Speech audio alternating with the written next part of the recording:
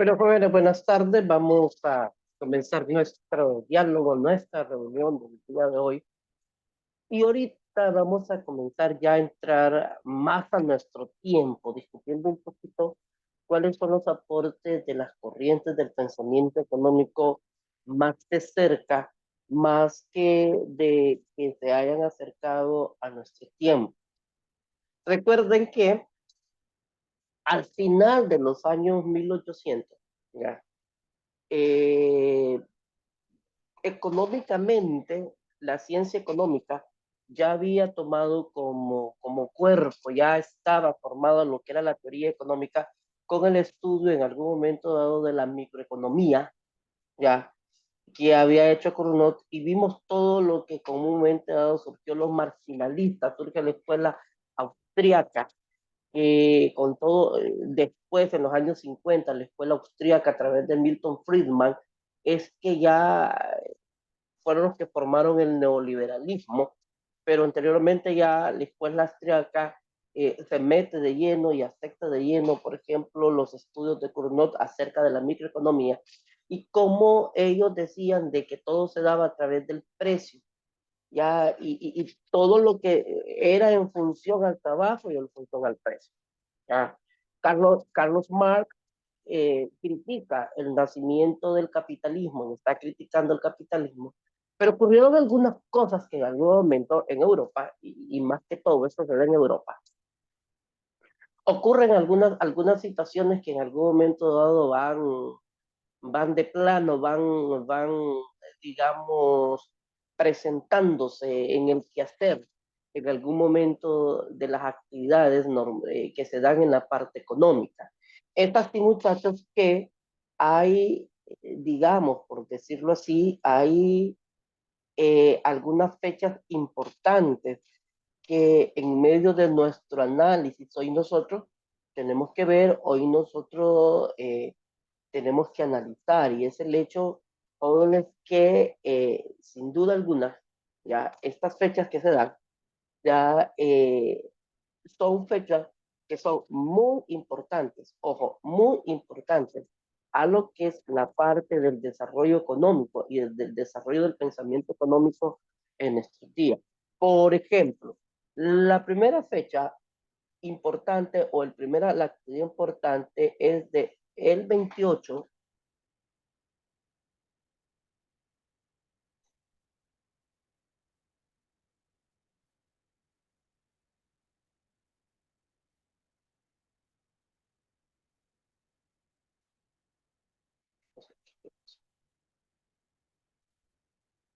El 28 del 28 de junio, fíjense, de 1914 al 11 de noviembre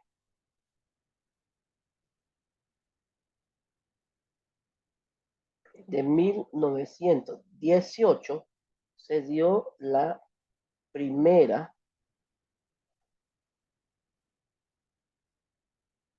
Guerra Mundial.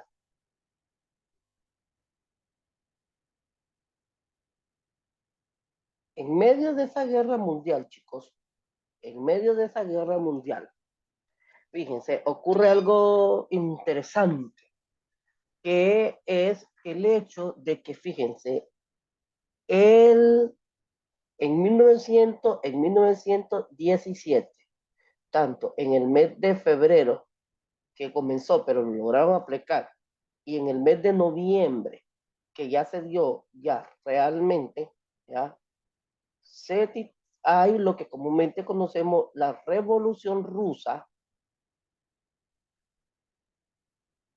la Revolución Rusa, que la Revolución Rusa, chicos, era el, la aceptación de la teoría marxista por los rusos.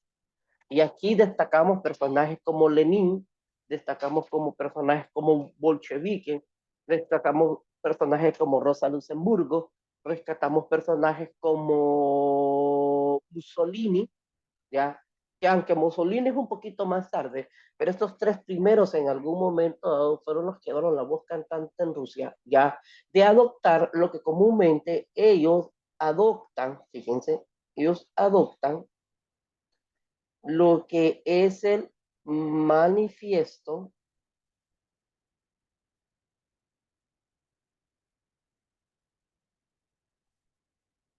lo que es el manifiesto comunista, como el abanderado en algún momento dado de la Revolución Rusa.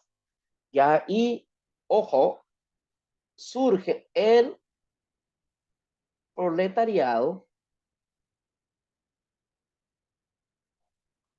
como una, como una causa y un efecto.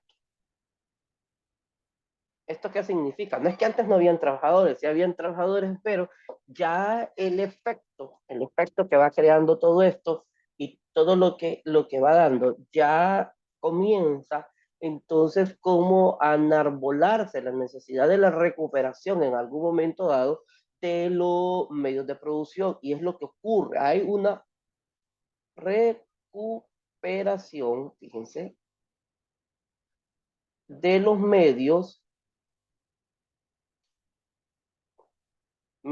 de producción,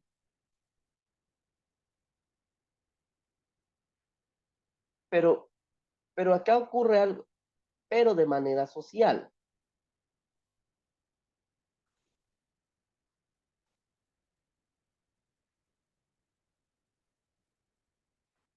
Esto dio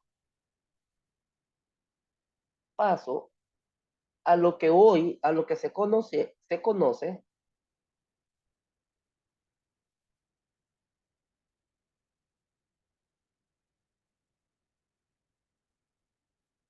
como socialismo. O sea, el comunismo como ciencia, el comunismo como parte científica de la ciencia económica, chicos, todavía no se ha dado. ¿Por qué? Porque miren, lógico, yo sé que en sociología nos explican que que hubo el comunismo y etcétera, etcétera, etcétera. No vamos a entrar en contraposición en algún momento dado con nuestros compañeros en algún momento dado, científicos, sociólogos, sociales, pero lógicamente el socialismo, fíjense, el socialismo le daría paso al modo de producción,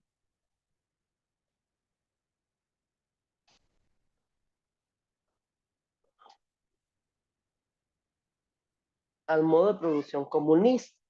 ¿Cuál es la característica o cuál sería la característica del modo de producción comunista? Que todos los medios de producción serían en común.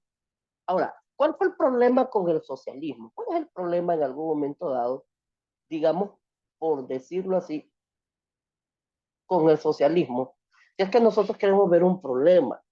El socialismo fue la recuperación de alguien. Alguien tuvo que recuperar los medios de producción para que después los medios de producción fueran todos y se le daría el paso al modo de producción comunista. Pero, ojo chicos, acá hay una situación bien interesante. El excedente económico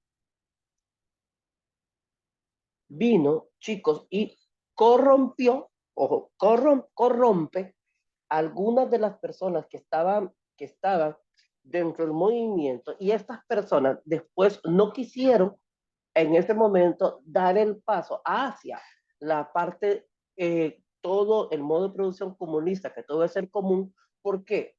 Porque consideraban que perdían poder y perdían dinero.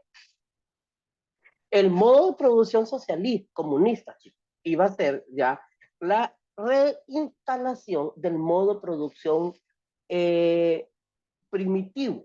¿Por qué? Porque todo iba a volver en común, ¿verdad? Todo iba a ser comunitario y de la producción todos iban a obtener utilidad. Pero el otro gran, digamos, por decirlo así, chicos, el otro gran movimiento o el otro gran acontecimiento se da, chicos, en 1929, que es cuando inicia la depresión económica. La depresión económica, chicos, ojo, lo que nos significa en algún momento dado es cómo realmente la inflación, ojo, la inflación afectó directamente la economía. ¿Y qué afectó, qué afectó los problemas qué problemas afecta? Afecta en algún momento dado los precios. Entonces, con el surgimiento o con la iniciación de la depresión económica, ya surge la macroeconomía y se completa la teoría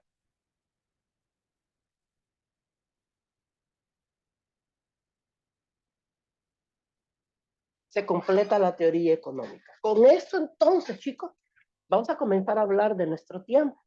Con eso entonces vamos a comenzar en algún momento dado a hablar de lo que está pasando o de lo que va a pasar ya, digamos, hasta 1950, donde surge el neoliberalismo. Porque después, en algún momento dado, vamos a ver, y van a ver ustedes, chicos, que después, en algún momento ya hay algunos, digamos, más que todo en América Latina, ojo, más que todo en América Latina, ya hay el surgimiento de algunos pensadores, ya hay el surgimiento de algunos, digamos, de algunas teorías, ojo, que nos van a permitir conocer más de cerca ya la economía como una ciencia. Entonces, cuando yo les pedí ayer que no se preocuparan por por el trabajo, es que quiero explicarles, quiero que discutamos la teoría keynesiana para que ustedes realmente entiendan y se hagan una idea, ¿ya? ¿Cuál es la importancia? Y recuerden que si ustedes ya leyeron lo que era la tarea, habla de cómo se debería de responder o cómo respondería la teoría keynesiana a la parte del COVID. Pero no me estoy refiriendo, y se los aclaro, no me estoy refiriendo a la parte sanitaria, sino las medidas de tomar. Entonces hoy quiero que comencemos a hablar un poquito, chicos, acerca de lo que son las corrientes del pensamiento económico. Vean, las corrientes del pensamiento económico en el siglo XX. ¿Ya? Y cuando estamos hablando, digamos, las corrientes de pensamiento del siglo XX, estamos hablando del siglo pasado, ¿qué pasó en los años 1900? Eso, ¿qué ha pasado?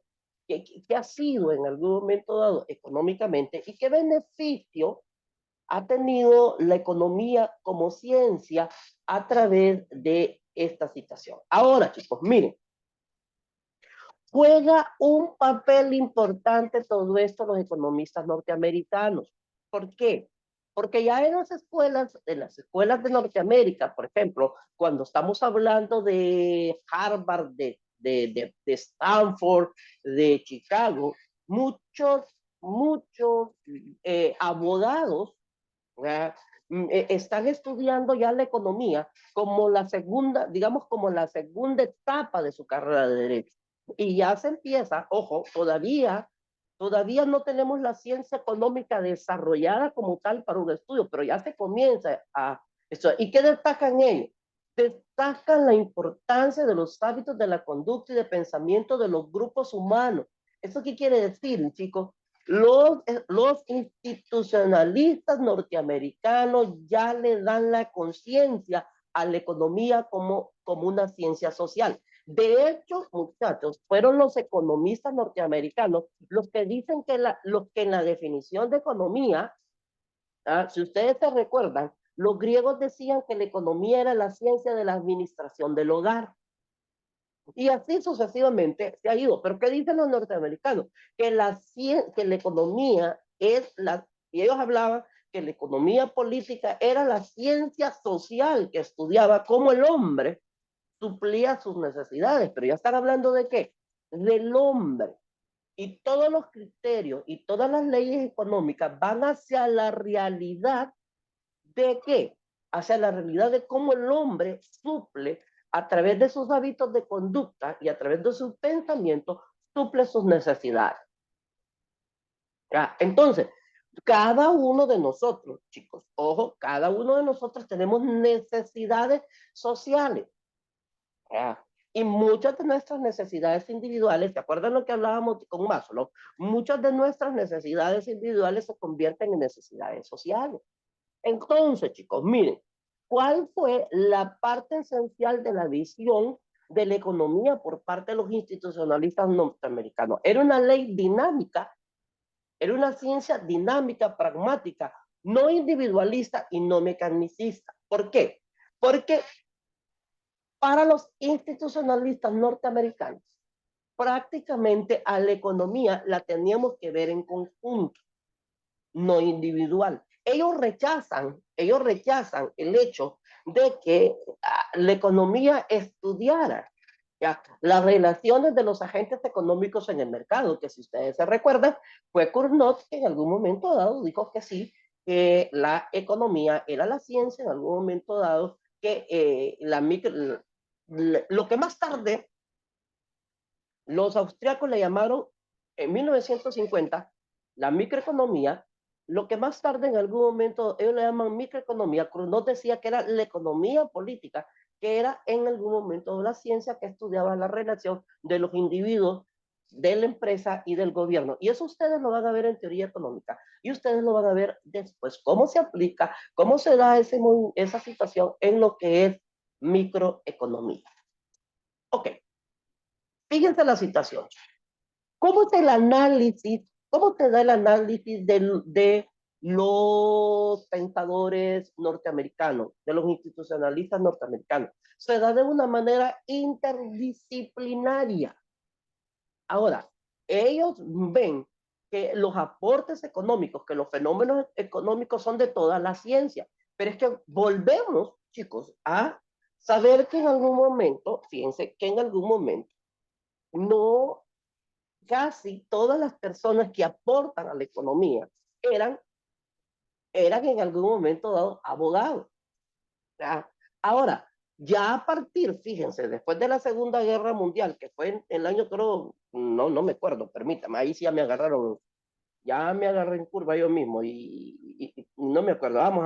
Vamos a ver si el tío Google, si el tío Google sabe cuándo fue la Segunda Guerra Mundial.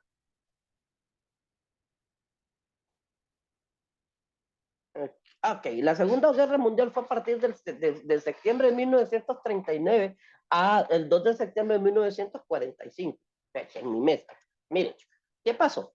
Ya a partir de ahí se comienza el estudio formal de la ciencia económica. Pero, digamos, miremos algunas cosas que el institucionalismo hace. Ok, miren, ellos no utilizan el modelo de agente económico racional y maximizador de utilidades en un oficio. Para ellos no tiene que haber una persona o una empresa que gane, sino que para ellos, chicos, todos tenemos que ganar igual. Usan la matemática y la estadística. Ojo, fueron los norteamericanos que ya, digamos, utilizaron la matemática y la estadística para crear modelos económicos que nos sirvieran de análisis. ¿Qué le dio paso a esto? A esto le dio paso lo que más tarde nosotros en economía vamos a conocer como la econometría. ¿Por qué? Porque, ok, la matemática y la estadística, creamos una ciencia o creamos una parte de la ciencia ¿para qué? Para lo que nos sirva de análisis. ¿Verdad? Entonces, fíjense, eh, pero ellos lo hacían que estos instrumentos fueran como servicio a la teoría. Pero a mitad de los 50, y este es el gran error que cometió la escuela austriaca, la escuela austriaca era el revés, ¿ya? La teoría le servía a los instrumentos matemáticos. Por eso es que muchas veces, chicos, ustedes van a escuchar, y tal vez han escuchado han escuchado en las noticias, y yo no sé si ustedes te hacen esta pregunta, el por qué muchos pensadores económicos o muchos economistas solemos decir que el neoliberalismo ha traído más pobreza al mundo. Pero esto se debe a qué? Esto se debe en gran parte a que la teoría económica se ha dejado por fuera y más se han utilizado los modelos económicos, los modelos econometristas para determinar medidas económicas. Ellos no elaboraban modelos, sino que utilizan la matemática para medir la realidad histórica. Y entonces, después, chicos, estos modelos lo utilizan de manera abstracta. ¿Ya? No la van utilizando no basada en modelos abstractos, sino que extraídos de la realidad, considerando la economía de manera dinámica. ¿Ya? Ahora, chicos, miren, pero hubo un problema. ¿Ya? Mucha gente habló que estos modelos estaban como impregnados de lo que era la evolución darwinista, ¿ya? De aquel momento. Pues entonces tuvo que dar paso, que como se convirtió en una situación dinámica, entonces surgió en algún momento dado la econometría, como les digo. Entonces, miren, chicos, como ellos eran, fíjense, como ellos eran abogados, ¿ya? La corriente más destacada de ellos era la ley y la economía, o sea, la economía o la ley o la economía, o la ley o el derecho, ¿ya? Y entonces, ¿qué es lo que ellos analizan? Cómo los dueños de propiedad, o sea, cómo los ricos tienen derecho a sus propiedades.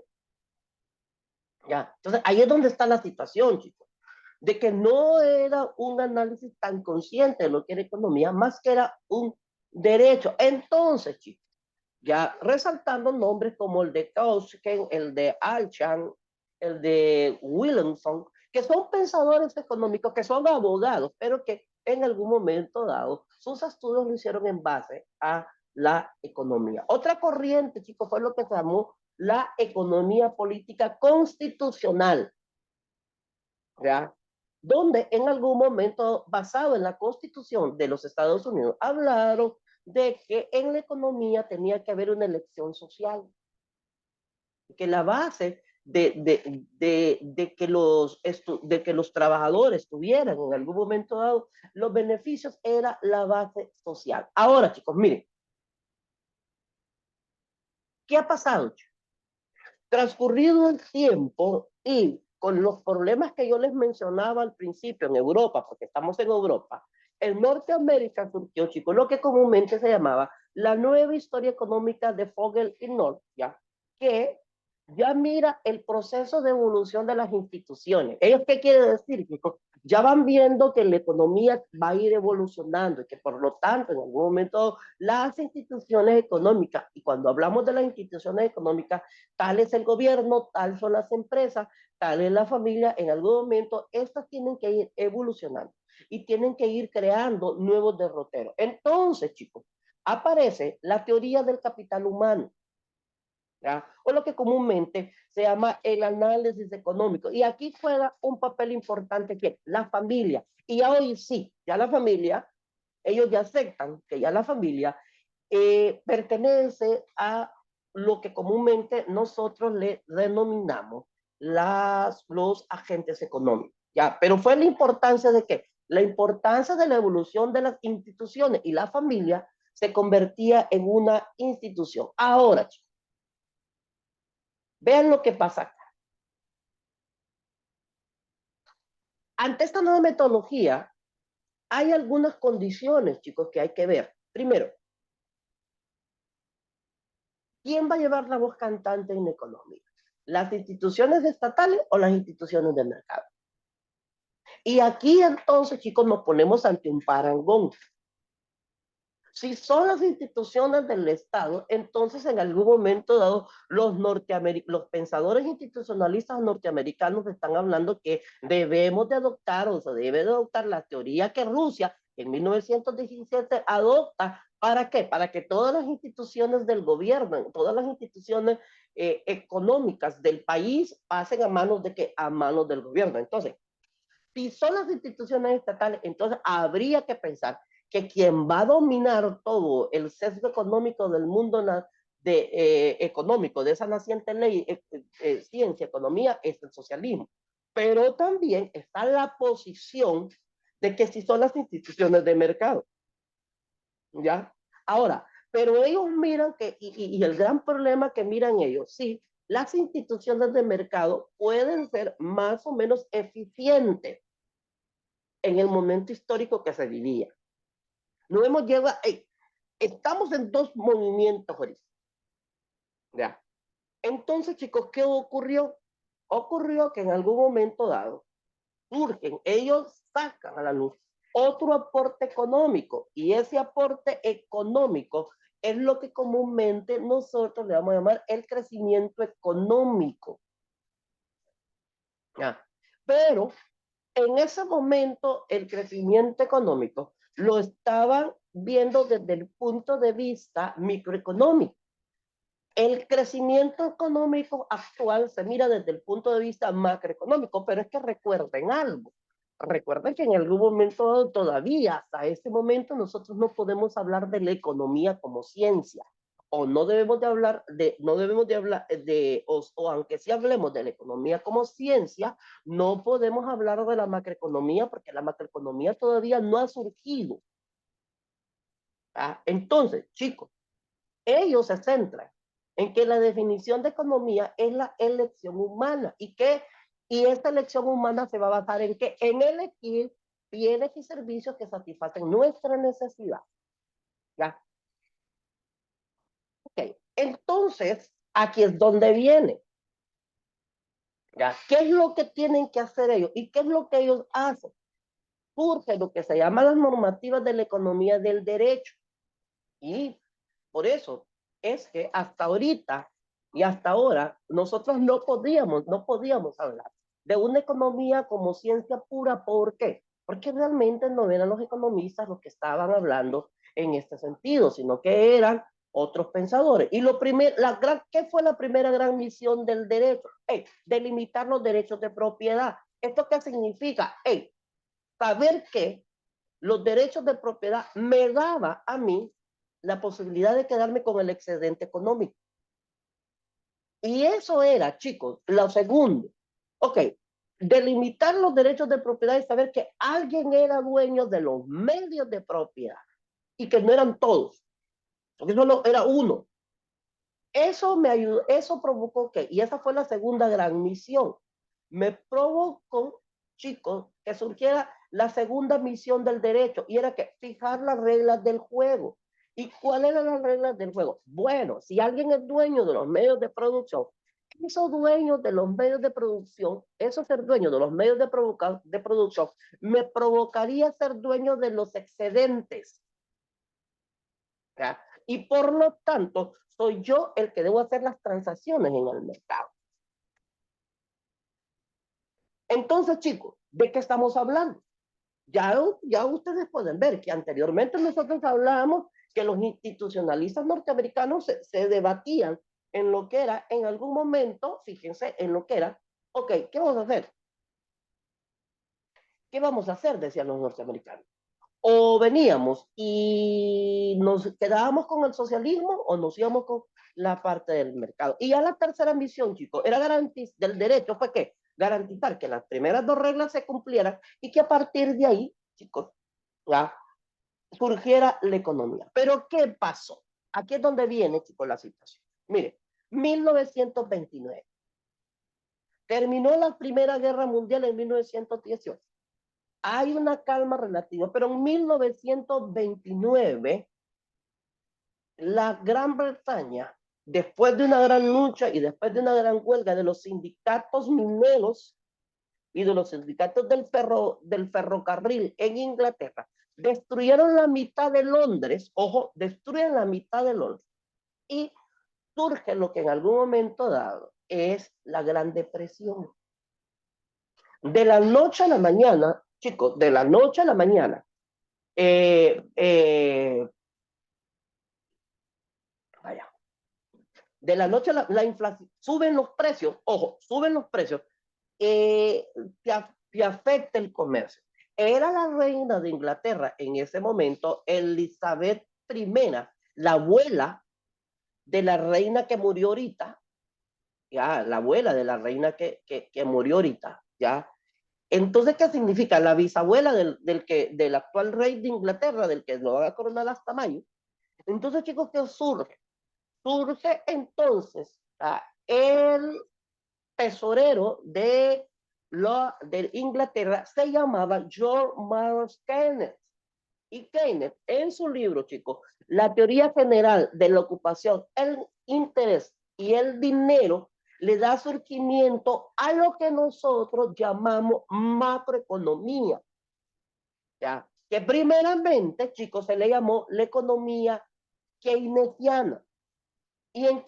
Ahora, entonces, aquí es donde vamos a estudiar hoy y mañana la teoría keynesiana. Entonces, vamos a poner para el día sábado, ojo, para el día sábado, vamos a poner para que ustedes en algún momento dado suban ya el, el ensayito, ya que me imagino que ya lo tienen, pero solo quiero que discutamos acá para que se den cuenta realmente, y yo no les estoy diciendo cambien su forma, su punto de vista, sino que lo que quiero es que se vayan a dar cuenta qué pasó. Ahora, ¿cuál fue, en qué se centra la economía keynesiana o en qué se centra la macroeconomía? Se centró en el análisis y en las causas de la demanda, de las variaciones de la demanda agregada, con su relación con el ingreso y con el empleo. Entonces, Keynes decía, si hay una depresión económica y no hay ingresos y no hay empleo, nadie me demanda. El secreto está ahí. El secreto en algún momento dado está que alguien que, si yo tengo un empleo, a mí me pagan dinero y con ese dinero que me pagan, chicos, yo voy a ir a dónde? Yo voy a ir al mercado a comprar. Y entonces, la suma de todas las demandas nuestras es lo que se llama la demanda agregada. ¿Ya? Ahora, chicos, aquí viene.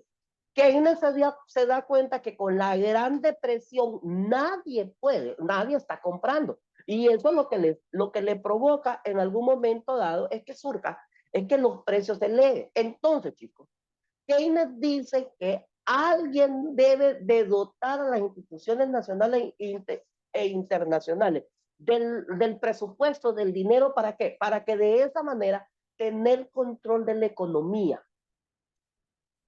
¿Ya? Y entonces, chicos, ¿cuál es la idea de Keynes? Que ese control se debía ejercer a través de qué? Del gasto presupuestario del Estado. Y entonces, él crea en primera instancia lo que se llama la política fiscal. ¿Y qué es la política fiscal? La política fiscal es la intervención gubernamental, la intervención del Estado para establecer y fijar metas económicas. Entonces, desde el punto de vista keynesiano, y dicho sea de paso, señores, su pensamiento económico como economista está afincado en el pensamiento keynesiano. Desde el punto de vista keynesiano, es el gobierno que debería en algún momento atender las crisis dentro del gobierno. La gran depresión que me estaba creando en algún momento dado la situación económica, Keynes decía, bueno, que lo atiende el gobierno. Por eso, chicos, ya, de esta manera surgió el efecto y Keynes habla de un efecto multiplicador. ¿Y cuál es el efecto multiplicador que dice Keynes? Bueno, dice, si yo vengo y contrato a Yosari no tiene trabajo, contrato a Yosari, contrato a Angie y contrato a Fernando y contrato a Germán, yo les voy a pagar dinero. Ellos tienen necesidades y las necesidades que tienen ellos, para suplir esas necesidades tienen que consumir. Con ese dinero entonces ellos van a ir a comprar. El comprar le va a dar a la empresa, le va a permitir a la empresa tener dinero y aumentar su producción. Y esto va a dar un efecto. Y esto lo que va a crear es ir disminuyendo los, los precios. La gran obra de Keynes es su libro que se titula La teoría general del empleo, la teoría general de la ocupación, el interés y el dinero, así es que se llama, ¿no? Del empleo. O sea, algunos escritores la llaman así, pero al final él la llama ocupación. fue la que le da paso a la macroeconomía. Y de aquí, chicos, ojo, ojo, de aquí en algún momento dado ya podemos ver la economía totalmente como una ciencia. Entonces, aquí está mi interés, y este es mi interés, de que ustedes no subieran la tarea ayer, sino que la vamos a subir al sábado. ¿Por qué, chicos? Por una sencilla razón. Yo quiero que ustedes entiendan, ¿ya? Y yo sé que posiblemente ustedes sí leyeron el material para hacer el trabajo, pero yo quiero que ustedes entiendan, ¿ya? Que no es tal el hecho que el gobierno tiene que hacer todo, pero la base primordial es que el gobierno tiene que atender algunas necesidades que hay en un país, de acuerdo a la teoría keynesiana. Y esa es la importancia de esa teoría. Ok, chicos. ¿Alguna pregunta?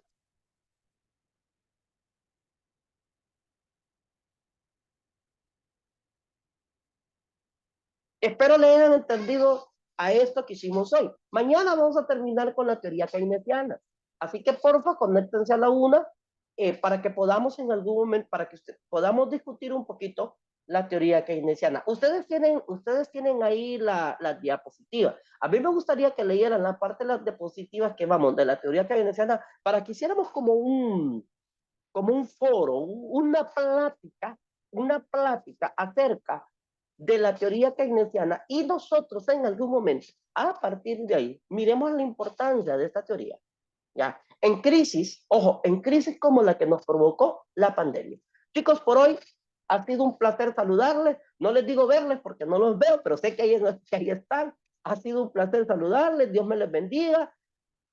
Están diciendo, chicos, que probablemente el conflicto termine esta semana. Si el conflicto termina esta semana, pues vamos a decidir. Yo creo que para ir terminando y poder terminar todo el curso, nos vamos a tener que ir reuniendo lo que resta todos los días, no todos los días de la próxima semana, porque solo lunes y martes, porque el miércoles yo tengo un compromiso, tengo unos talleres en Tegucigalpa y tengo que salir, vamos 4 profesores de la carrera, pero si es posible y el lunes, o si ya a partir de esta semana vamos a la universidad, entonces chicos nos ponemos de acuerdo si nos vamos a reunir todos los días para terminar con el programa y que ustedes tengan una visión más clara de la historia del pensamiento económico. Por hoy ha sido un placer, un abrazo, un abrazo a todos, nos vemos mañana, se las aprecia, Dios me les bendiga. Nos vemos, Lick. Pase Nos buena vemos, tarde, Ángel, gusto bendiciones. saludarte, Yosari y Fernando. Nos vemos mañana.